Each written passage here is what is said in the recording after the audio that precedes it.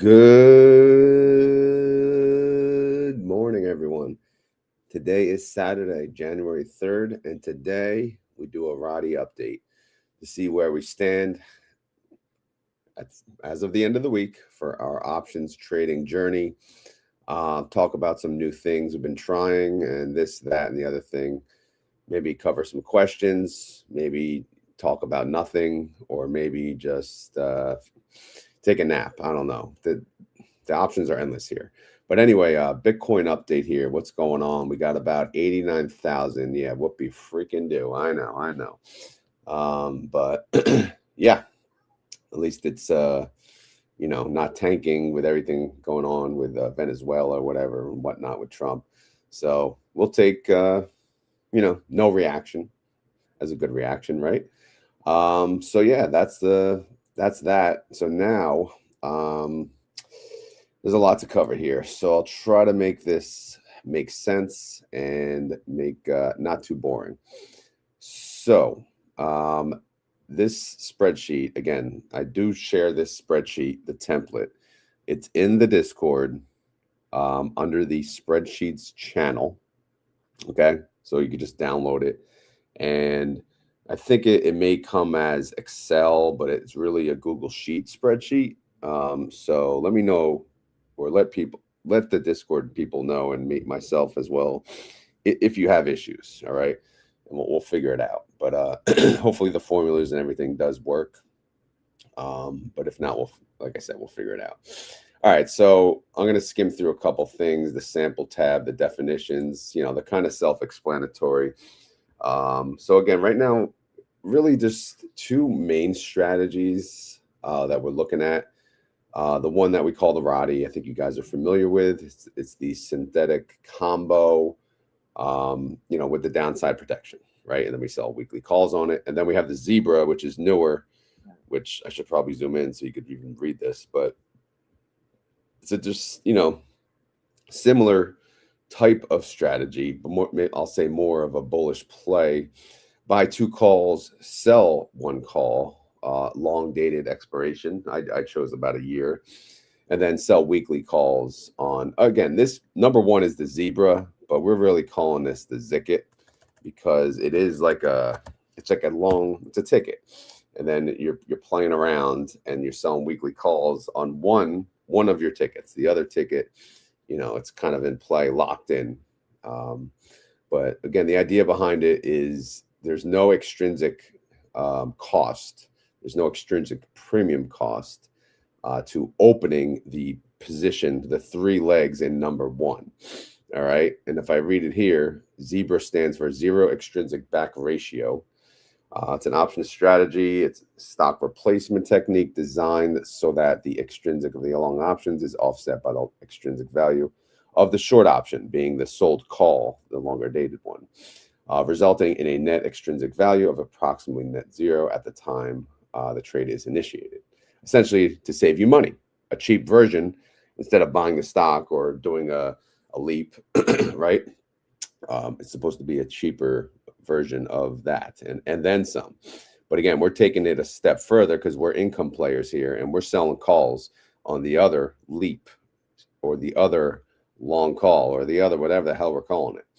All right, let's keep moving. Charting, I'm not going to really get into that, but I do plan on doing roundtables, hopefully on Mondays, every Monday. I'm not sure about every Monday, but hopefully Monday I can get some people, some options experts to join the live stream at 6 a.m. crack of dawn, I know. And maybe, a big topic of that will be charting, because I am completely, I have known nothing about charting. I did this. Yeah, I created this, but what the hell am I looking at, right? I have an idea, but again, I have to be a better, I want to be able to look at this and be like, okay, so this is that, this is sound like the hell, like I know what the hell I'm talking about. All right. Another big topic of this video is the VIX. So, the VIX, the VIX. And I have a whole tab on the VIX. And you know what? I'm just going to jump into that now. Where is it? VIXing, as we say. So Ready? Again, this is all options now. This video, RODY, Zebra, Zicket, whatever we're calling, it's just an options trading video. Hopefully, we can all learn something. That's the plan. I'm learning every single day. I ask all dumb questions to people. I just ask them.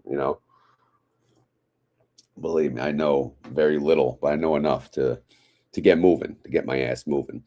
All right. So what's the definition of the VIX? Like, what the hell's the VIX? People say, oh, the VIX, the VIX. Like, I never really paid attention. I'm like, what are you talking about, the VIX? Who gives a crap about the VIX? Well, I do now. All right.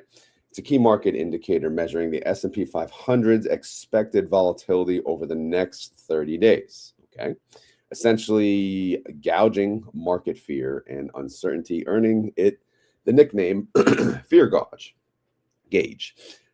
Fear gauge. So it's basically the market's kind of perception of the market. I mean, the investors, like how they feel about the market. So the lower it is, the safer they feel. The higher it is, like the panic, the more panic they're getting.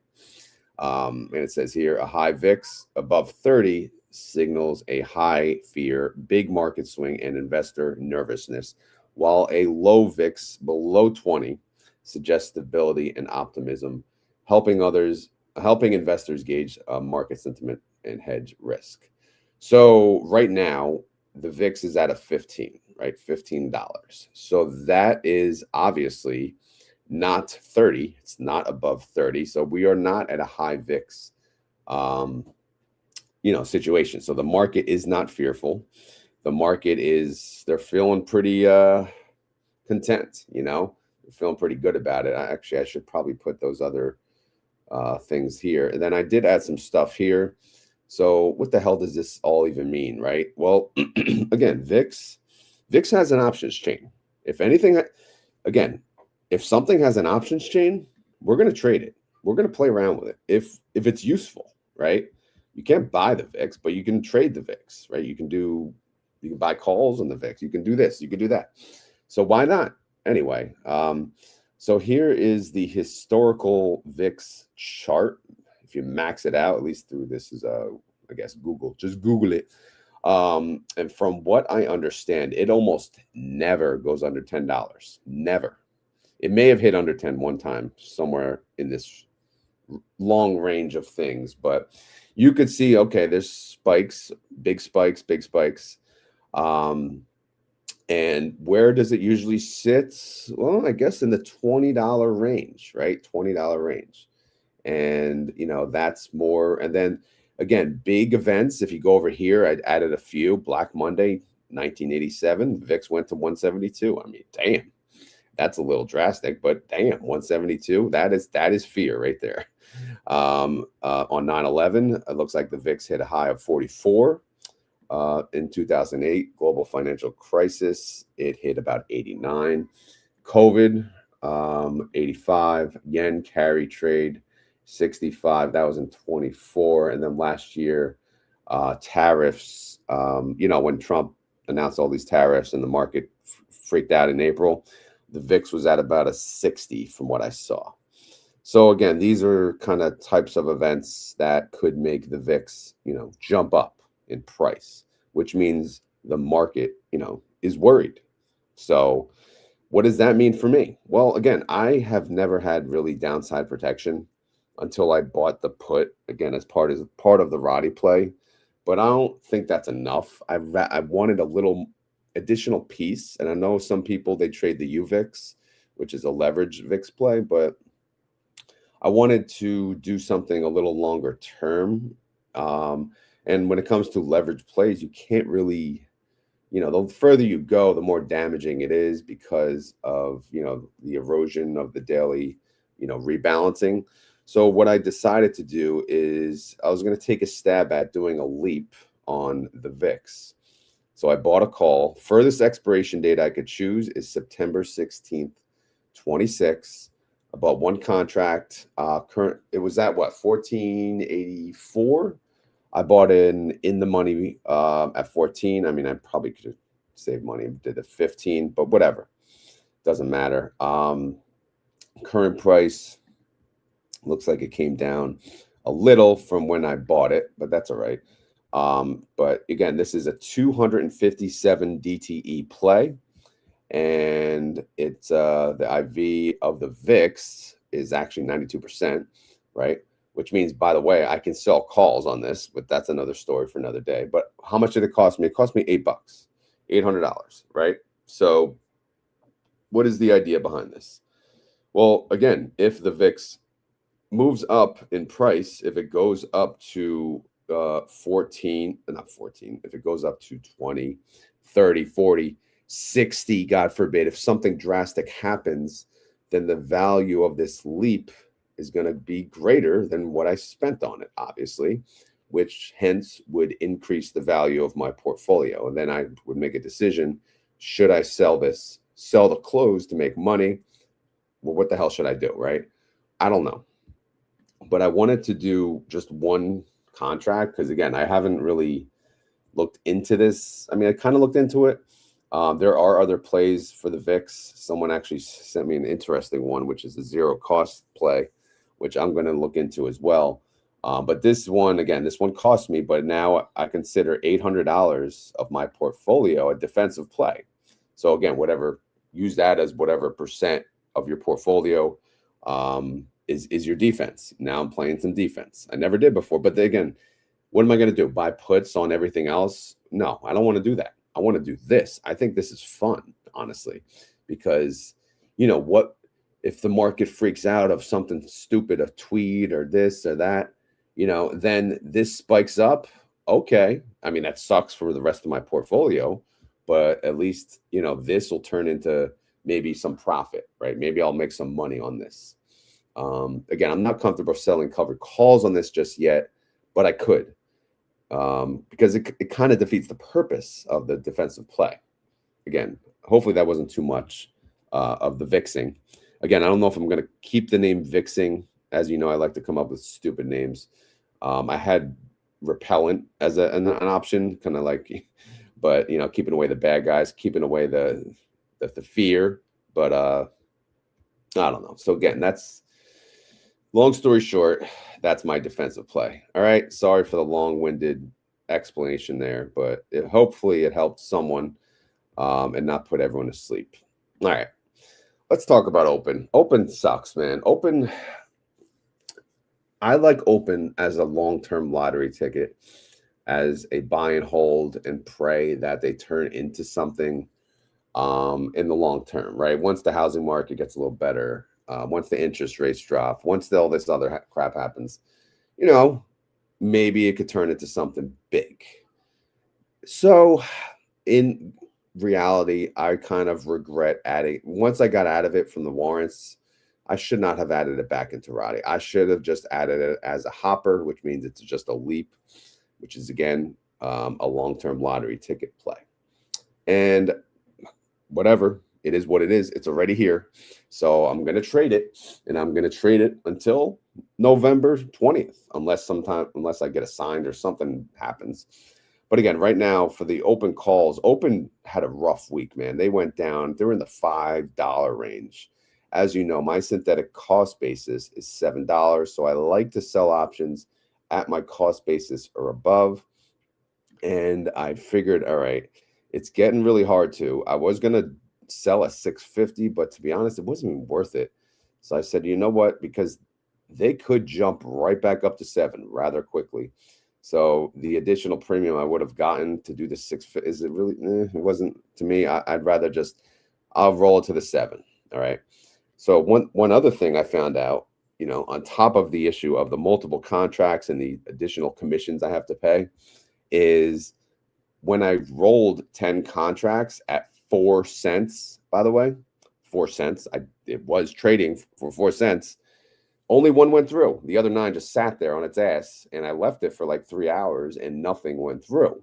So I had to take 3 cents for the rest of it. So I got 4 cents on one and then 3 cents on the other 9. What a crappy trade. So I got $31. I know, what we freaking do. It's better than nothing, but it's, again, $31. You want more out of open. So how much did I front? How much are we using? How much capital are we using for open? 3,830.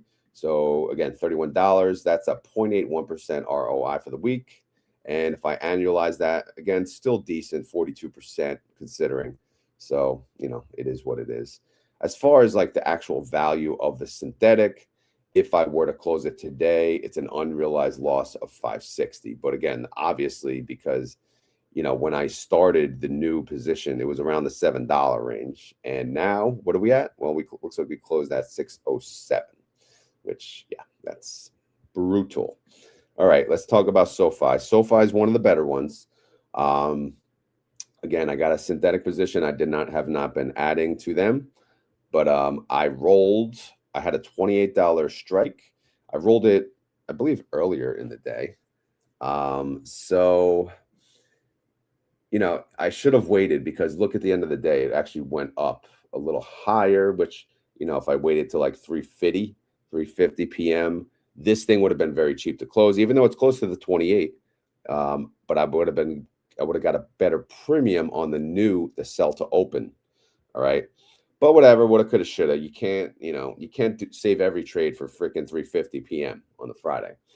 Plus, I was kind of on the go, and yeah, it was impossible. But needless to say, I made $75 this week. I rolled it to the $28 strike price. That is my cost basis of the synthetic position. And again, that brought in about $75. And if I annualize that over here, it's about 90%. So not bad. I do have a side piece going. It has a $25 strike. This thing expires next week, actually. So what I'm going to do is, when these side pieces expire, I'm just going to roll them out to a later expiration date, and that's it. And I'll keep them open as long as they're profitable. Unless, if SoFi goes too high, maybe I'll get rid of the side pieces, right? I'll close them out and I'll just play around with what we got. All right. Sound good? All right. What about the SoFi position, the synthetic position? It's not in a profit. Again, if we close the synthetic today, which we're not, but if we did, it would be a unrealized loss, 1,187, right? So again, but it's not about that. It's about long term. Yeah, we want to make money on the synthetic long term, but the real play is this sell on the weeklies, making the money off of the weekly options premium. All right, Elf, how you doing? So, well, Elf's doing awesome, to be honest. This new Elf position is kicking ass. It's just that I'm so underwater on the old position. And yes, I'm adding the old disaster into the new. So I'm kind of using the new position to make up for the old, if that makes sense. So yeah, we have one synthetic at $75, and we're selling calls. What are we selling calls at? We had a $79 strike that expired, worthless, but we didn't let it expire worthless. We rolled it. I actually decided to roll it up. I don't know why. Probably because this is one of the later ones, and I didn't really need too much premium to help hit my goal. But I don't know. I just have a feeling, Elf, the way it moves, it's going to keep inching up. So I decided to roll my 79 up, not up to 80. I said, you know what? I'll take a little more. I'll take up to the 81. And that still paid me $75 freaking dollars. Like, unbelievable. That's good money. Again, considering, look, this is how much I put up right now for this 75, 2028. So to make $75, that's an annualized yield of 192%. And again, yeah, it's not that. I mean, what is it? It was 4.87% out of the money. So technically, I could have done 82. I could have done 83. But again, to be honest, Elf doesn't really move that fast. But Elf has been inching up. But the market is just so whack. I don't even know what the hell is going to happen. In reality, I may look back and say, well, I should have just done a 78 and got more premium. But again, play it how you want. It doesn't matter, right? That's the beauty of these freaking trades. You can just do whatever the hell you want. You're not hoping someone else does it for you and they do it better. If you do it bad, it's your fault, and you have the control, whether good, whether bad, doesn't matter. Hopefully you'll learn. That's what's important here. As far as their actual open synthetics, right? They have an unrealized gain of 246. So if I cashed out the synthetic on ELF, I would make 246 on the synthetic alone. Again, that's excluding any covered call income. So like I said, the 75 synthetic, the $75 position on ELF is domination. In reality, I look back, oh, should have added another. I should have added two. But, you know, I was so pissed already. It's like the freaking earnings destroyed, and you didn't know. ELF could have gone down more. Woulda, coulda, shoulda, right? All right. Now, talk about a crappy timing of an investment. Robinhood is it, man. So what happened with Robinhood? I mean, here's what happened. I wasn't really paying attention to when I entered it, right? So I started my synthetic on 145, and then it dropped, and I'm like, oh, let me jump right in like a jackass, and I did, and I lowered my cost basis. Barely. I added a 140. I should have waited, but I did not. But regardless, so I went from 145 to 140, and then last week I said, or that was this week. No, it was last week. I added one more time. I said, you know what? Okay, you know, Robinhood, maybe it won't go down anymore. Let's just add here. I added a 120. But sure enough, look at this. It kept going down. Friday, it was up in the pre-market, and then it went down. Then it went up, and it's like Robinhood has been not pretty lately. I still believe in it, so I'm not too worried. But the problem is we're at a timer here. There's a time limit to this, and this time limit is May 15th, 2026. A lot of my trades are May 15th. Now, that's actually, we're now at least in the same year. So now 5 months away from this. So now that's a shorter time frame. Is Robinhood going to recover in 5 months? Maybe, maybe not. Well, they'll certainly have earnings before that, so it could make or break them. But let's hope it goes well. I'll tell you one thing: if they have bad earnings and it tanks even more, I'm not going to give up on Robinhood.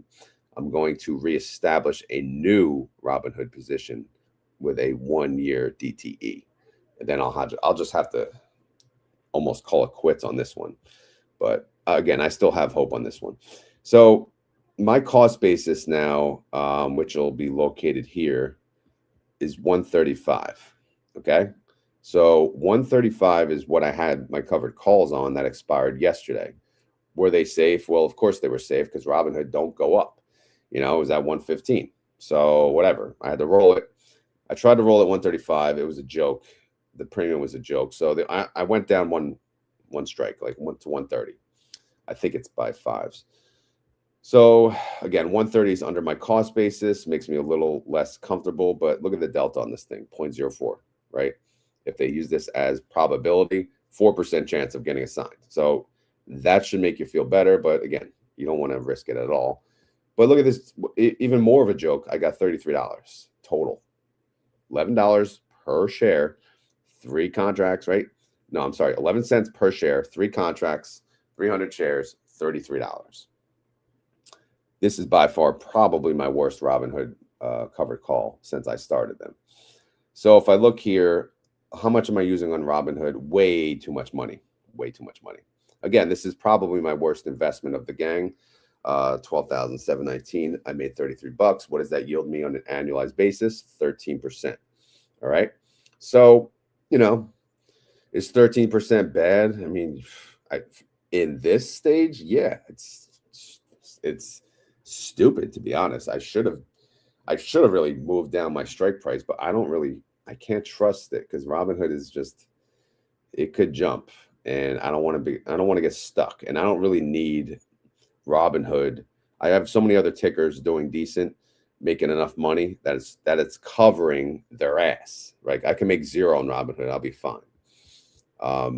We also have a Robinhood side piece because this is the number I said, all right, I sold a credit put spread, you know, so sold the put 100, buy the put 95, you know, collateral 500. So, you know, it paid me some premium as I wait. And again, I'm waiting. It expires on January 23rd. So if Robinhood goes under 100, the idea is I would add more into Robinhood. But at that point, like I said, I'll just be starting a new position because the old one would be so damaged at that point. You may just have to say, you may just have to just do what you can with it and start a new one fresh, so you're not too salty on Robinhood. Anyway, the worst part about it is this. Obviously, you could see the synthetic. Here's the expense of opening the synthetic collar, as they say, $4,219 out of pocket, right? The current value, if I closed it, is actually negative. So I am down, and an unrealized loss. If I called it quits, the synthetic would be negative 5,839. So again, timing matters on these plays. So learning how to read charts is going to be a huge addition to 26. Sorry, guys, I have been ignoring the chat the whole time. But good morning to everyone here. Thank you for being here on this Saturday. I don't know what I missed. Actually, there's a lot of chatter here. I can't go back too far.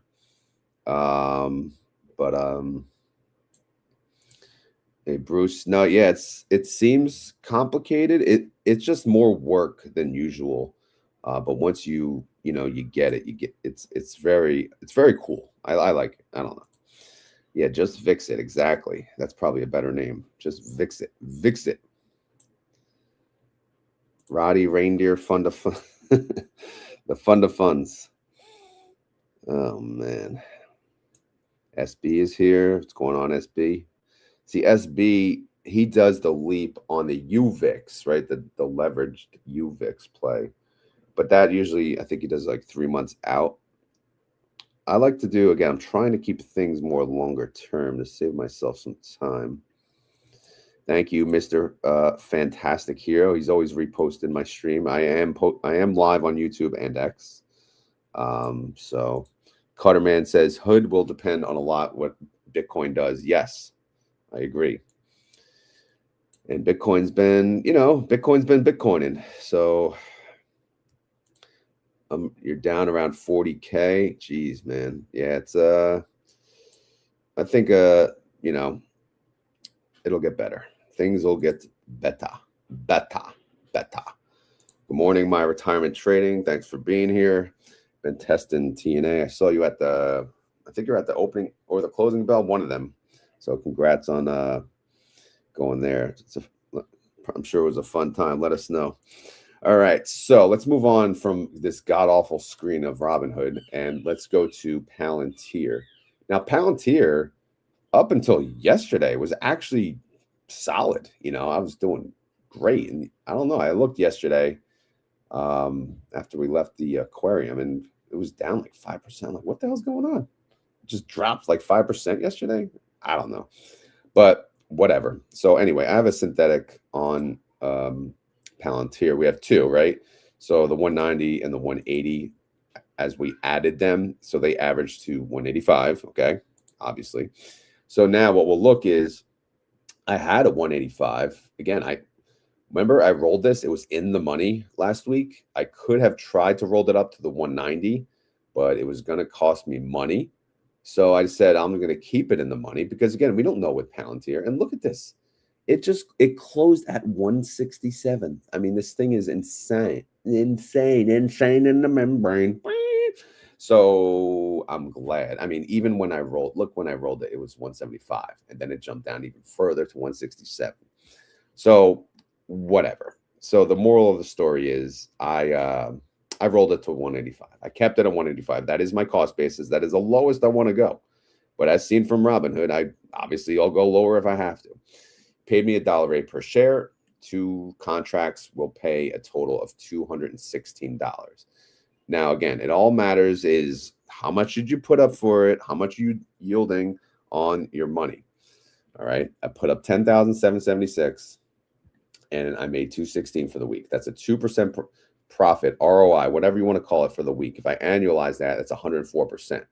So, as ugly as Palantir was yesterday, it's still, solid income. And do I think what if Palantir goes down further next week? Well, yeah, that sucks, but we'll deal with it then. Right now, it is what it is. Right now, we're 10% out of the money. So I'm not worried about getting blown through, at least at the moment. I certainly would rather Palantir go up than down further, but hey, it is what it is, and we gotta play it out. We also have a side piece. This does not expire next Friday, but the Friday after. Again, we're saying that 160. When we create the side piece, we're kind of committing. All right, if it drops to this 160, I'll roll this side piece down, and out, and we'll make money on another side piece. But that's not the point. The point is we will add to our synthetic, or if our current synthetic is coming close to an expiration, kind of like what we said on Robinhood, maybe we'll just add another position at that point, if that makes sense. Okay, so anyway, moving on from the side piece, as far as the actual synthetic position, again, based on that massive drop yesterday, and here we are at 167, if I sold out of the synthetic, it's actually in the negative. So my unrealized loss on Palantir now is 3,673. Do I care? I mean, I don't really care at the moment, but again, 5 months, the clock is ticking a little more now. So yeah, we want better. We want better. But we'll see. We'll see how it all plays out. We're all learning together. Maybe it'll be good. Maybe it'll be ugly. Maybe we'll get our butts kicked. But again, the learning you'll get from, or I'll get from this whole thing is well worth it regardless. All right, let me check on some comments. Definitely a blast. That's good to hear. Yeah, I mean, Bitcoin didn't move, but I think Trump's talking today, so we'll see if that does anything to Bitcoin. Yeah, maybe it'll boost the VIX, right? We're VIXing, son. We VIXing. All right. Oh, snap-a-doo. Nikki going to the gym daily. Watch out. Weights every day, cardio in between. Look at you. Yeah, I'm going back to counting calories as of Monday. Gym, obviously, I go when I can, regardless. But the calorie counting has to happen. But anyway, all right. So let's keep going. Let's keep going. We're making good progress here. What about IWM? Well, IWM. Remember, I added it back because I had gotten assigned, so I had to redo the position. I have a 250. What's IWM trading at? 248. Closed at 248. Perfect. So what happened? I had a 252. I had a 252 call. It was expiring, and it was out of the money. It was out of the money, but barely. So I waited as late as I could, and I rolled it to. I actually rolled it down because I'm crazy. At the time, it was 246. And I said, you know what? I want to collect a little more premium. This one I rolled to 250 because, I mean, to be honest, is IWM at a high? I don't know. Well, but I should have just rolled it at 252. Now, I guess we'll see how it plays out. But I rolled it down $2 to 250. And the reason I was comfortable with that is because that's the cost basis, right? But again, we'll see how all that plays out. The delta on that was 0.29. So again, that has a 29% chance of getting assigned. So that seems safe, right? You would think. And it paid me $1.09. Honestly, I thought I'd get more, but hey, it is what it is. I got $109. All right. So again, like I said, what matters is how much did I put up versus how much I got, and was it worth it? Well, I put up 3,565 in capital to trade this, and I made 109. Okay. So that is a 158% yield. So, okay, then obviously it's worth it, right? That's no brainer, worth it. What about our synthetic? Our synthetic is actually, it's not in the, as profitable as it has been, right? But anyway, it cost 2,065. It's worth about the same, but it's a negative $67 at this point. I mean, who gives a damn about $67? All right, now we move on to the Qs. We see how we doing. We got a 615 on the Qs. Only one contract. Again, very expensive. You can see how much I paid. I had to shell out $6,100 for one stinking contract. So the Qs are very expensive, but the Qs are awesome. So again, if I had a bigger account, I'd probably just be trading the Qs and the IWMs, and that's it. I mean, yeah, I'd venture out. Because I'm a degenerate, but ideally, this could funnel. This could do enough and support the income I need to pay my bills. Just trading these indexes. And to be honest, if I was retired, I'd probably be doing the zero DTEs like everyone else does. So one day we'll get there, just not today. All right. What about how'd the covered call do? We had a 619. That thing was safe because look at the Qs. They are trading at 613. So we rolled. We didn't roll this one down. We decided to say, okay, let's just roll it. We'll keep it at the 619 because again, that's barely out of the money. It's a larger price, right? Larger number here. So the movement per dollar is not as big a shift.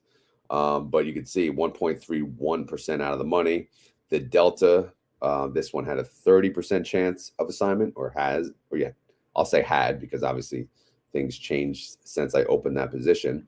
But this one paid a much better premium, $250 per share or $250. Now that's good money. That is really good money. Considering again, how much did I shell out in total?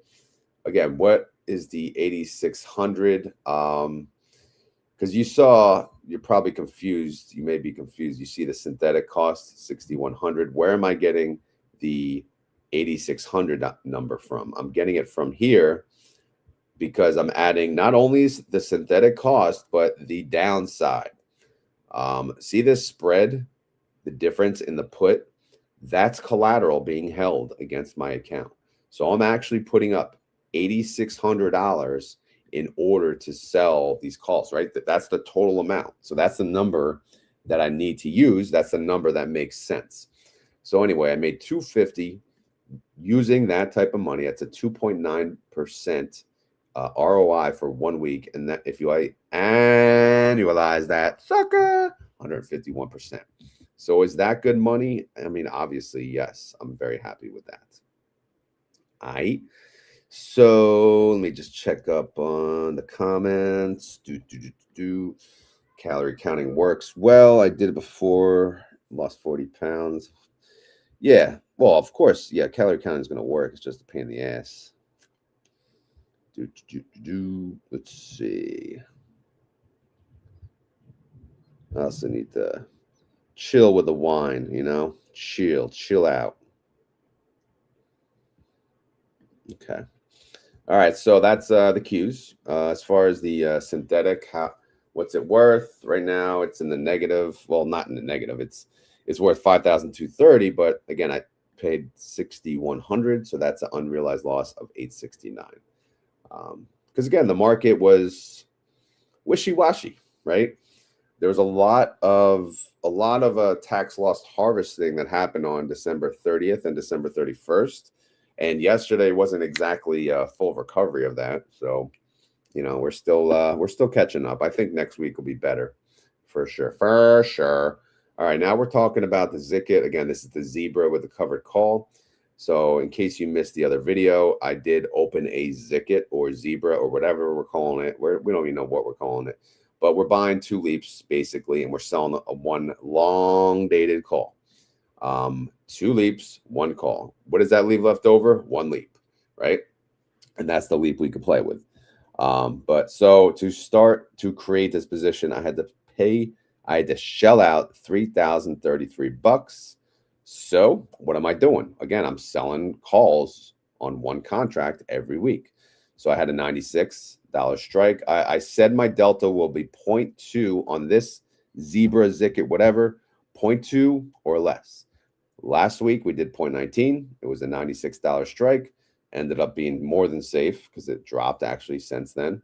And this week I went even safer at a 0.15 delta because I rolled it still at the 96 because I think Netflix is, to be honest, it feels like it's oversold. But again, what the hell do I know?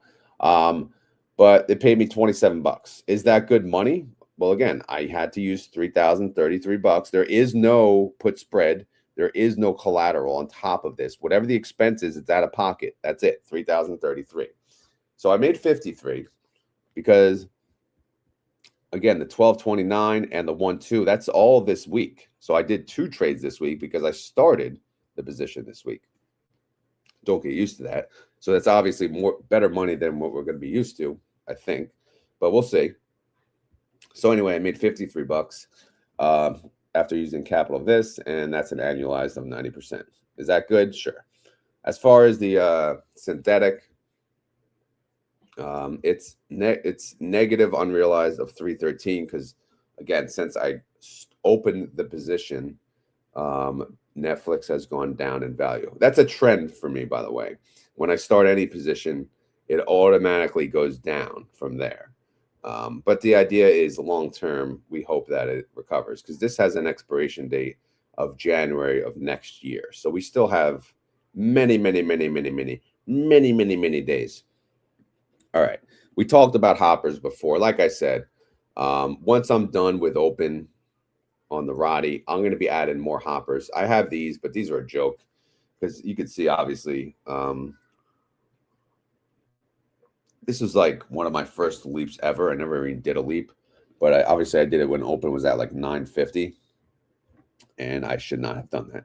And it's come down ever since. So these I'm just keeping open. They're probably not going to be worth crap unless for some reason, something good happens. So I'm not really, whatever. It is. We talked about the VIX. We're not going to get into that anymore. But now we'll get into how much did we make for the week. All right. We're in a new year, new time. Here we go. Actually, before that, I want to check on the comments. Yeah, market was nuts. It was annoying, actually. The stream on X is a couple of seconds behind, and nobody's in the chat. I'm watching from Coastal. Yeah, no, nobody chats from the X stream for some reason. I don't know. Everyone does YouTube, which is fine because that if everyone's in the same chat, everyone can see what they're saying, right? Let's see.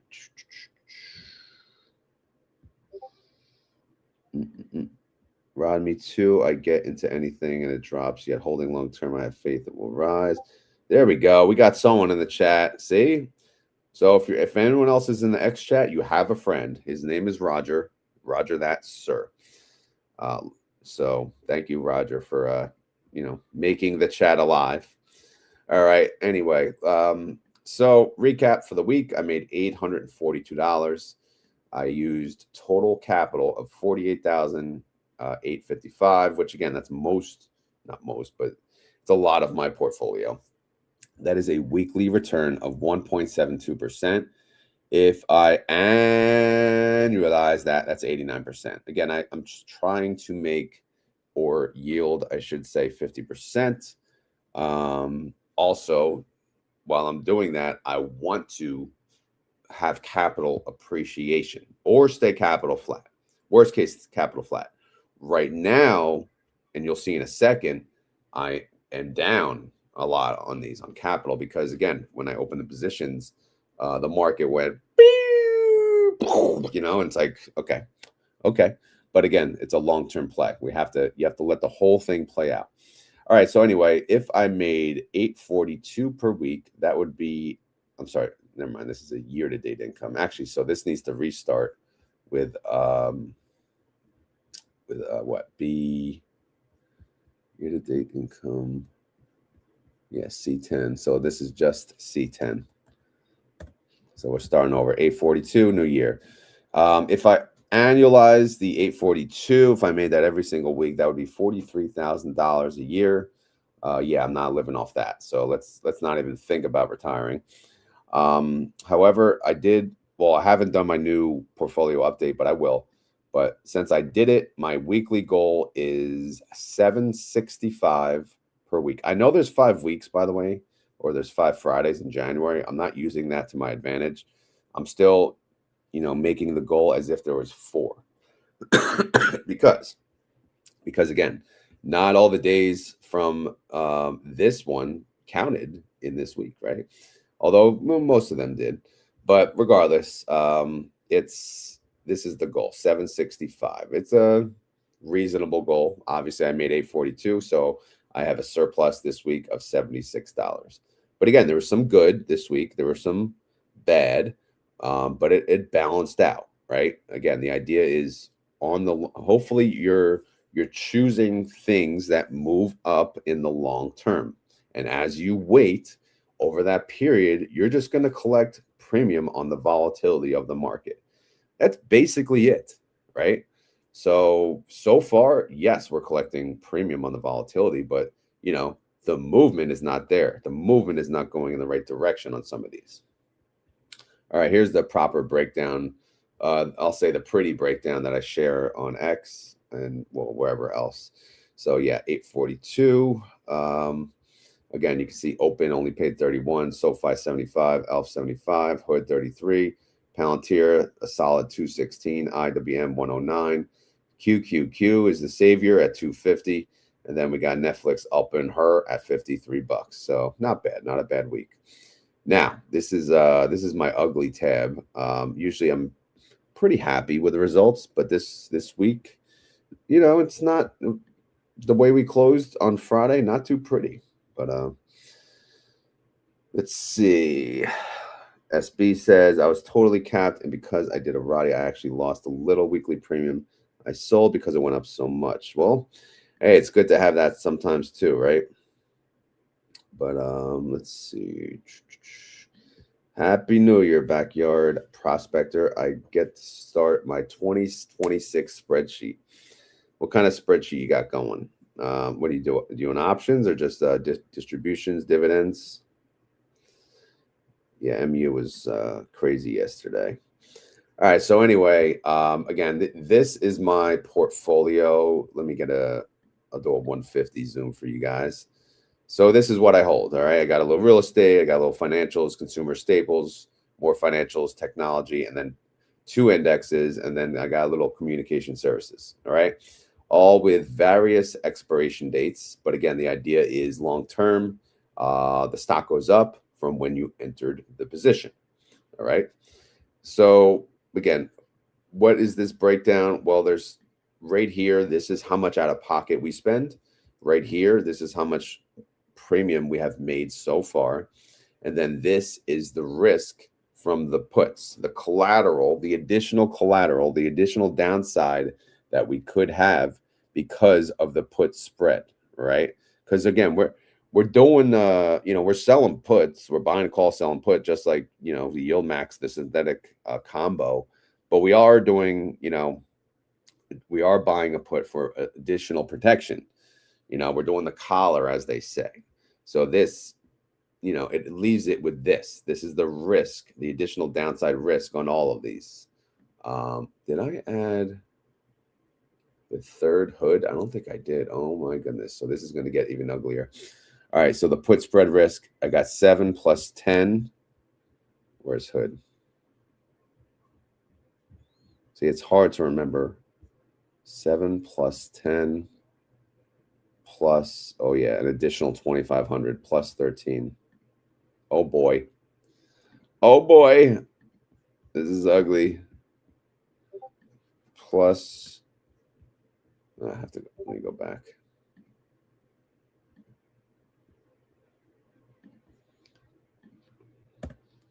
Oh no, 35. Wait. What was it? Oh wait, I have to make it negative.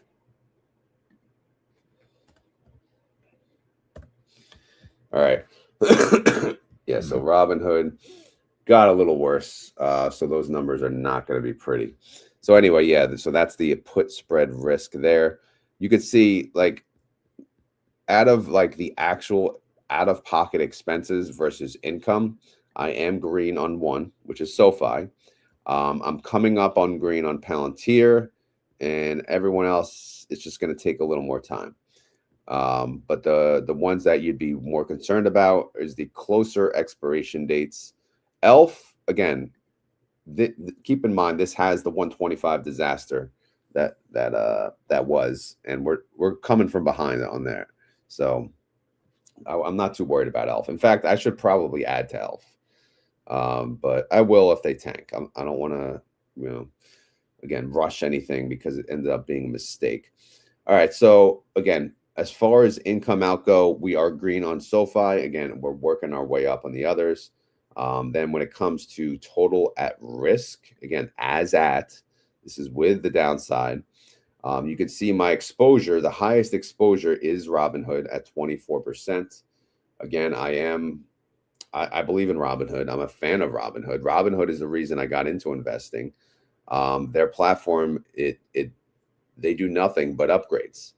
Like this holiday season, they had freaking a reward like every day, like from Christmas to New Year's or something like that.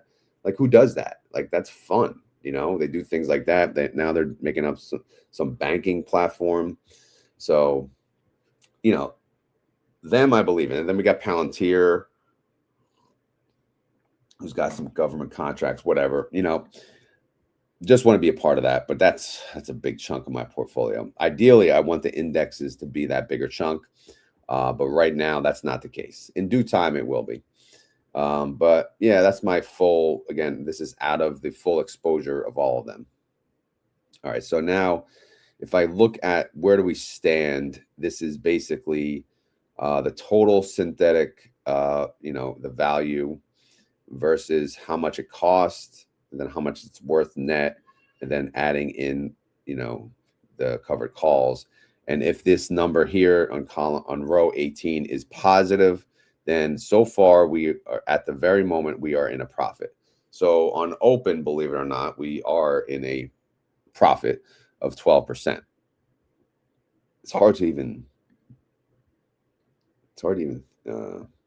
let's see, 1270. Yeah, that's the current value, right? Is it 1270? Yeah, I mean, again, I don't even know how, but we're up 12% on open. SoFi, again, one of my oldest. SoFi is my oldest position of the group, I believe. We're up 54% on SoFi. So again, the longer these go, I think that obviously the better the ROI. ELF, we're down 25%. Again, it had nothing to do with the new 75 position, everything to do with the 125, which is gone. It's not even here anymore. But again, for some reason, I kept it as part of the position. I probably should have just kept it, created them separate. That way we could track them separate. But it's too late. Too late now. Robinhood, okay, we know we're getting destroyed on Robinhood. Like absolutely destroyed. We're down 71% on our Robinhood. Palantir, we're down 27%. I'm not worried about that one at all. IWM, we're up 9.27%. QQQ, we're up 19%. And then Netflix, we're down 8.5%.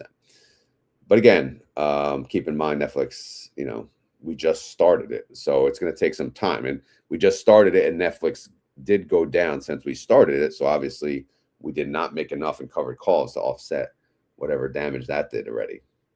So overall, as at ROI is actually in the negative for the first time. Again, it is what it is. It was tax loss harvesting week. And, yesterday was a little green on some places, but not enough to make up for the, the sell-offs. People, they're going to do that. It is what it is. A lot of people wait till last minute. So this is kind of not expected, but, not surprising. So anyway, obviously, if I look at my annualized, since my ROI is in the negative, my annualized in the negative, so we're not on target. All right. So yeah, how are we doing right now as of the close for the week? Well, not great. But again, I am not worried, not one bit, because all of these are long-term plays, and we plan on selling calls all this time. Again, we got 5 months, baby, on most of these. A lot of these, some of these go to January next year, December next year. So we'll see how it plays out. Again, this is kind of, I'm not going to say an experiment, but it's a different strategy that I'm trying for the first time. All right, some notables here. I did a formula, conditional format. I know it's not on the template, guys, but if you wanted to add it, I could show you. I can show you real quick, actually. So if you go to format, conditional formatting, I did add date is before, exact date equals today, open, close parentheses, plus 14. All right. So what does this mean? It means it will highlight anything that is less than today's date plus 14. So less than 2 weeks out. And the reason I want that is I need to know when that happens. So, okay, for the side pieces, all right, it's important to note the SOFI side piece expires next week. That's good. The PLTR side piece expires the following week. That's great. All right. But outside of side pieces, we have earnings to worry about. All right. So no earnings coming up in the next 2 weeks, but notable here, Netflix is on January 20th. So again, that's something to keep in mind when I am selling calls over earnings. All right. Again, you always, the reason I chose 2 weeks, again, sometimes you're selling calls into earnings. You won't even know. So if I do 1 week, sometimes it's not enough. So I want to do the less than 2 week number. And then, of course, the ex-dividend date. This is important. A lot of these don't pay dividends, but the indexes do, IWM and QQQ. They pay a, I'm not going to say great dividend or distribution, we'll say, but we have to make sure that we sell our covered calls a decent amount out of the money, or else we're pretty much getting assigned. We saw that on IWM. I was in the money, but I was close in expiration. So what I should have done, try to roll out of the money if I could, or just roll further dated and collect the premium. So make it not worth it to them to take assignment. If you get what I'm saying, brah. So yeah, those are the notables there. Again, closed holdings. These are ones that these are positions that we already went through. But the ones that we had to close, I say had to because this didn't go the full expiration date.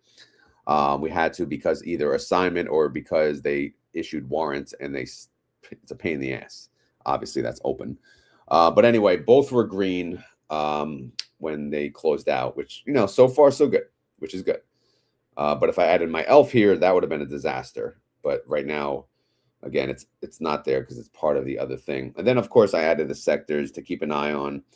Am I diversified or not? Do I want to be diversified? Kind of, because, I don't want to be red in my whole portfolio. If one sector's up, then yeah, I want to be up there, down there, and just want some variation. But what matters is you like your investments, you believe in your investments, regardless of the stupid sector. So if all the good investments are in one sector, then fine. We're not going to be freaking diversified. We're just going to be bunched up in one gigantic sector that we believe in. Is that the best, thing to do? Probably not, but sometimes that's where the best money's made. All right. All right. Let me check some comments here over here now. All right. Say, oh, you guys are busy talking, huh? Let's see. Talking about where they live. Nice. Florida. Another Floridian. No Florida here. Just cold ass Jersey. Cold ass Jersey. So any questions, guys? We have 265 suckers out there, either on YouTube or X. We are 58 minutes in, and we covered pretty much everything. Shout out to Rob, by the way. He has this beautiful website, StockTools.app, and he did add the RODY. So if anyone wants to test out the RODY, you go to his website, you go under RODY's synthetic fund, and it brings you here. And then now he has the synthetic and the zebra. He has either or, because again, we talked about zebra so much, we got in his ear and he added it. So again, if I wanted to add, or should we do hood? I mean, probably not, but let's just put hood there. And then if we run the screener, it says eligible, and then you hit build strategy, and this all pops up down here, but you have the option to choose, okay, is your synthetic, are you going to do the synthetic long or the zebra, or right? So again, we'll keep it on the RODY, and then I always do 365 days. The strike selection, is it at the money? Typically I do at the money. What about the protective put? Are you 20% away? Well, for the individual tickers, typically, yes, we'll choose 20% out of the money. But What about here? The call strikes. This is important. You know, how do you plan to do covered calls? We'll just say 1% out of the money, which is considered very aggressive. And of course, yes, we'll choose weekly on those covered calls. So this will show you the total capital required to add one contract. All right, so that's 1785. So again, the buy call, the sell put, the buy put, and the sell call. That's just the weekly though, but still that shows it's adding the credit there. And it also, if you scroll down further, it'll show you how long does it take to make your money back from the synthetic. And this shows 7.2 cycles, which means 7.2 weeks. Of course, it doesn't really work out that way. That's just perfect world, perfect scenario. Robinhood trades flat or moves up or down very little. But the moral of the story is this website is insane. He has so many like APIs pulling that you just don't get from other websites. I mean, look at this. I mean, I haven't really even used it to the full appreciation yet. But it's just a very, very impressive tool. I'm not just saying that because I have an affiliate link, but I do have an affiliate link. So if you are interested in that, I can I'll put, you know what? Let me put that in the chat now. I didn't plan on talking about it, but here we are. All right, so let's see. Copy that. I think I could do this, right? There you go. There's if you're going to use the website, I think if you just click that, it'll show. I got some click ratios there. But if you sign up, I think you have to sign up through that. And that way, I don't know what you get, but I think I get some. I don't know. It doesn't matter. But either way, it's a good way. I mean, of course, the template I created, you can type in the numbers yourself, but this actually will tell you because it's pulling from options chains. Like it has, like you said, it's this API, like it pulls from, you know, the live options chain. It has the IVs, the deltas, like crazy. And obviously it does way more than this. I'm just, you know, we're just talking about RODY today. But, you know, and I don't know. I think it's pretty damn cool. But let me know your thoughts on the website. But yeah, I'm going to have Rob back on once this is kind of like, because we're, he's still modifying certain things, but I'm going to have him on to kind of explain not only this, but other tools which may help you on your investment journey. All right. All right. What else? Any other questions? Any questions? Is everyone excited for the VIXing, right? Is anyone else VIXing? Yeah, this I should move to my VIXing tab. But again, since the VIX is at a 15, that says markets are stable. Okay. Risk is perceived as low. Okay. So again, if market is not stable and risk is not perceived as low, then the VIX will go up. And then ideally my leap or whatever, the long call will make money, you know, on paper until I cash it out. But again, this is my little bit of downside protection. So, you know, let me know in the comments what you guys do for your downside protection. Do you just buy puts against any of the current holdings you have on your portfolio? I mean, to be honest, that can get very expensive. Plus, what if, unless you do it on all your positions, what if you pick and choose certain ones and you choose the wrong one? I don't know. It's just like, I don't know. Let me know what you guys think. Thank you, Gung Fu, for reposting on X. SB still here. He loves RODY. He is RODY, right? CME tried its best to tank the price of silver by upping the margin requirements twice in 1 week, but the fundamentals have not changed, so they could tank it so much before it rebounds back up. Are you saying if silver does a dippity-doo-dah, we got to jump in? Are you saying that? Maybe. Not financial advice. But yeah. All right. So any other questions? Again, we're over an hour. It takes a lot to cover RODY. But yeah, let me know. Yeah, I guess that's it. The conversation will continue in the Discord. I have a Discord, obviously. The Discord link should be on my YouTube somewhere if it's still active, if the link is not expired. But yes, the Discord is free. And no, I will not direct message you. So as soon as you join a new Discord like mine, especially the free ones, you're going to get a spam comment, a spam message, typically from the creator of the Discord or all the moderators associated with that Discord, if that makes sense. So yeah, ignore it, block, report, delete. All right. On that note, I guess I'll end it. I don't see any questions. And since I have a cool song, I'm going to hit play on my cool song now and have that be my outro, as they call it. So let's see. Let's go to media. And then let's click here. Ooh. Yeah. Good morning, friends.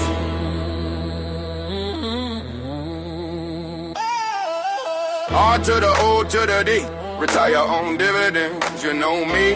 Cash flow mindset moving differently. Numbers don't lie, plans stay ready. If you want that life, say freedom with me. R to the O to the D. Retire on dividends, you know me. Built, not sold, yeah, intentionally. No hype talk, just clarity. If you want that life, say freedom with me. Mid-40s, married man, house stay loud. Raising up boys, turning boys into men. New puppy running, chaos around. Still clocking in, but he plot in the end. Giants fan scars, yeah, he wear that pain. Smiles through the losses like part of the game. Never throw shots, never talks that mess. Yeah, builds people up, less results address. Yeah, streams every day, never missing a beat. YouTube live X when the mic get heat. Not selling dreams, just showing the math. Wins and drawdowns, full on his path. Spreadsheet brain with a streetwise frame. Plays a discipline, never chasing fame. R to the O to the D. Retire on dividends, you know me. Cash flow mindset moving differently. Numbers don't lie, plans stay ready. If you want that life, say freedom with me. Yeah, yeah, yeah, yeah. Options on screen, risk handle precise. Structures built calm, every move got a price. Cover calls roll, protection in place. Time on his side, patience setting the pace. They say slow down, he say stay exact. Same calm tone when the market snap. Runs through mud, just to test that will. Same mindset when the chart goes still. Sings on the post, crowd laugh, he grin. Go dig a hook, but the lesson still win. Movie quotes fly, wrestling frame. Serious work, but he keep it light, man. R to the O to the D. Retire on dividends, you know me. Cash flow mindset moving differently. Numbers don't lie, plans stay ready. If you want that life, say freedom with me. If you want that life, say freedom with me. This was for fun and entertainment purposes. I hope you have fun and will entertain. And if not, I'll do better next time. And if you made it this far, and you want to make sure everybody knows, you got to say the key word. Freedom! Freedom!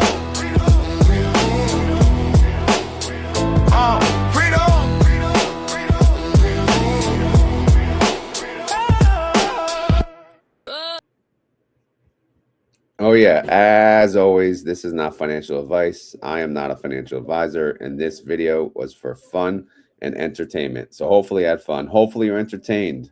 If not, then we'll try again next time. That being said, it's keyword time. So if you made it this far in the video and you want to prove it, you got to type in the keyword. Today, the keyword is Zicket, which again, it's a zebra with a cover call or a Zicket. Right? Does that make sense? I don't know. Maybe it does, maybe it doesn't. But for now, we're calling it Zicket. Just like SB said, Zicket, Zicket, Zicket. So let us know what you think of the Zicket. Are you trying the Zicket? Do you know what the Zicket is? Are you just doing the zebra? Are you just doing the RODY? Or do you not doing any of this? So you're just wheeling it and having fun. Let us know down below. But like I said, continue the conversation in the Discord if you want to be a part of the live chat. It's just easier to talk. You know, you can't really talk on the comments on YouTube, but of course, a comment is appreciated anyway. I believe it helps the algorithms. But roger that, sir. Let's talk about that. Feel free to message me. I can help. You know, if you want to learn, we can always discuss it, whether it be on X, YouTube, or Discord. But we'll figure out the best way for you guys. All right, I'm out of here. Thank you for watching and have a great weekend. We shall talk later.